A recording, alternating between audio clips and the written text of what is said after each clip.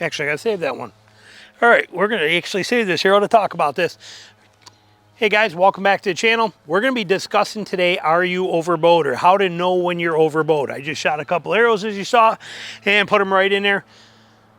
When you're shooting a bow and you're about to buy your first traditional bow, how do you know if you're overbowed or what kind of bow weight you can handle? That's what we want to talk about and take a look at. So few simple things you can figure out to know this, because it's very easy to get too much bow. However, it seems that the days of overbowed are pretty much behind us, because today most people are shooting 40-something pounds and anybody can handle 40 pounds. Okay, it's not a big deal, not even a little bit. So it's very easy to do.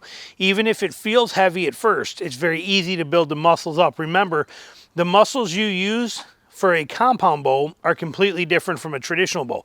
With a compound bow, your muscles come in here. This is where it happens, and then it's, and then boom, it's easy. And it's easy to hold. Okay, so that's what happens with a compound bow, very easy. It's all right here. That's why you see guys going,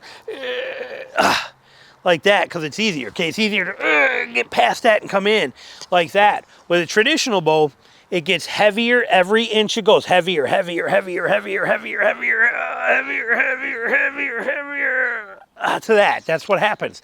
Okay, so it's a different mindset of, or not different mindset, different set of muscles for shooting a traditional bow. So you're going to develop those. You'll feel them. They're going to be here. They're going to be in your back.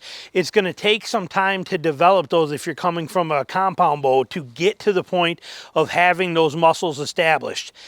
Easy peasy once it does. And shooting 40 pounds, even 50 pounds with a traditional bow, not very hard to do.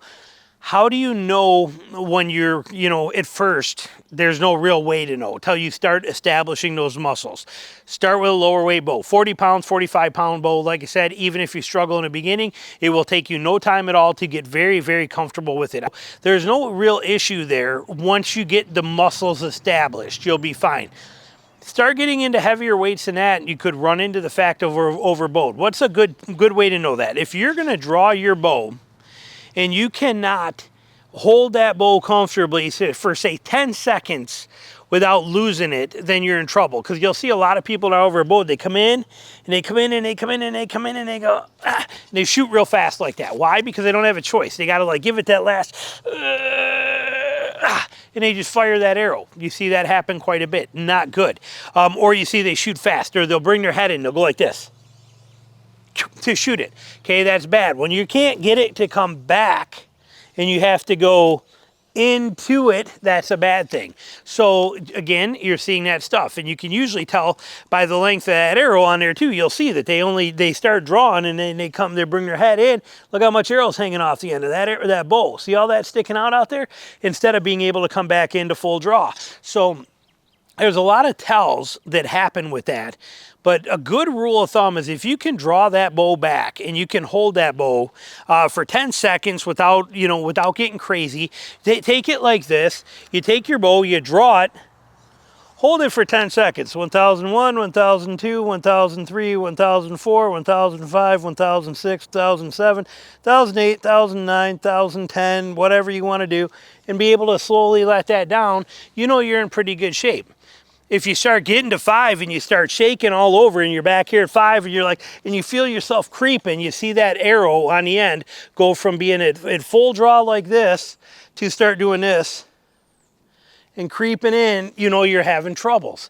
You should be able to hold that form for about 10 seconds. If you can do that, that's good, because most people are not going to hold that shot longer than a second. Let's look at the reality of how long a second is. You come in and you line up and you get set. 1001, that's a long time to hold that arrow there. Sometimes though, when you're shooting and you're hunting for real, it could be 3 seconds, could be 4 seconds, could even be 5 seconds. But the ability to be able to let down and do that is one thing. Now, another position that really throws people off that they're not aware of, that requires change in that muscle, is to shoot from a down low position like this. If you're down here and you're going to shoot from here with your bow arm up higher than normally is in this kind of a setup, and you're going to have that bow horizontal, this will feel much heavier to you than it does when you're standing and shooting like this. It's a good training one. If you can shoot it from that down low position and you can still comfortably pull that and draw it, you're going to feel really good. But that does take quite a bit more effort because you are holding that bow up higher and you have your arm turned and your body turned. It's just one of those kind of shots that the bow feels 10 pounds heavier when you shoot it that way than it does in any other kind of standing type format that you're going to do. I know I shoot like that all the time. That's how I kill a lot of animals, is down on one knee on the ground, and you feel that extra weight of the bow when you take that kind of a shot. So it's a good tactic to be able to understand. But the key is to be able to shoot it well. Now, why does overbowed matter? Why does it matter? Well, we want to be able to shoot enough practice shots. If you come out and you can only shoot 12 arrows in your practice session and then you're done, your shoulders are done and you're out and you're gone, then that's too much bow weight. You shouldn't have to be able to only shoot 12 arrows. You want to be able to practice and enjoy yourself. Now, I get it if you're buying a specialty bow of 85, 90 pounds and you're going to go out there and hunt Cape Buffalo or something. Yeah, that bow you're probably not going to practice with for long sessions, but it's serving a specific purpose. Your everyday hunting bow doesn't need to be that weight, okay? It needs to be whatever you can shoot comfortably and practice and get through a whole 3D shoot and have a lot of fun and do stuff with it and have it still be 100% functional for you. That's what we're basically after here and trying to get to. And you avoid that whole, instance of being tired all the time from shooting. So there's a lot of benefit to it.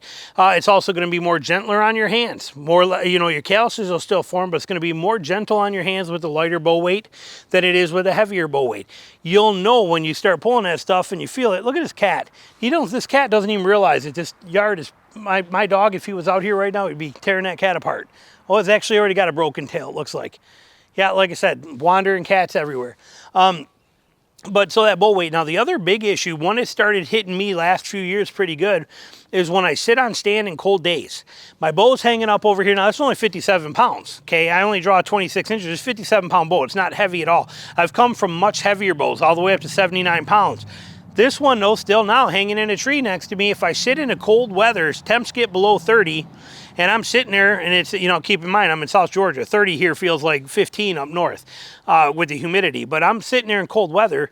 If I go to take this bow off, every hour I have to take this bow, and then I'm going to draw it. I'm going to work it a little bit. I've shown that in other videos, but I go through a system. See, I'll take my bow off there, and the reason we have to do this is if I don't, my bow arm will start to collapse on me. That's where I'll feel it, is in my elbow. If I sit for 4 or 5 straight hours without touching my bow and I'm not moving at all, I'll pick that bow up. What'll happen is it'll go just like this.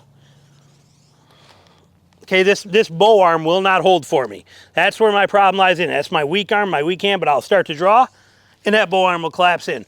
Okay, that's bad. We don't want that to happen. So I make a point every hour or so in cold. If it's really cold, it'll be every hour, sometimes every 2, but I'll take that bow off that rack, and I'm going to take it, and I'm going to stretch it, and I'm going to hold it.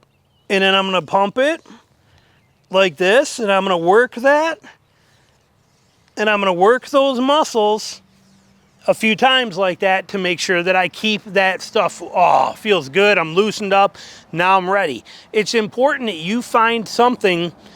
You have to know your thresholds, you have to know your failure points, you have to know your weak spots. These are all things that come into play. And you want to be able to know so that when you're hunting out there, when you have to do that stuff. The best way to avoid it is to not overbow yourself, to not get too heavy. Now, again, I was much younger, but in the days of shooting that 79-pound recurve, man, oh man, I'll tell you what, there were a lot of times where in December, it was like, oh my God, I don't even know if I should take that bow today, because it was a lot of bow weight. And when you're sitting out there and it's 5 below 0 and you're going to sit and hunt for 5 straight hours, you know that that's going to be a chore when it comes time to pull it. You can avoid that today. We don't need to shoot that much bow weight.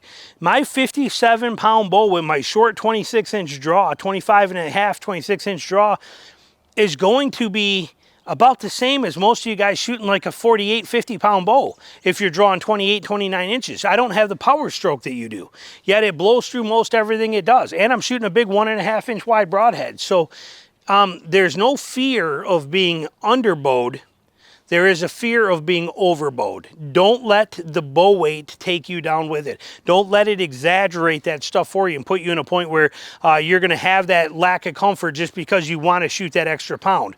But you'll have to find what works for you. But the key is don't overdo it. There's no reason to be overbowed today. And these are some good methods on how to be able to do it. Because I'm telling you, that scenario comes up quite often where you're going to come in and you're going to have to draw and hold that for a while. You know, here he comes and you're sitting there, he's about to cross behind this tree that you see right here. And as soon as his head goes behind it, you come in and draw, and then you're waiting for him to step out, but he stops.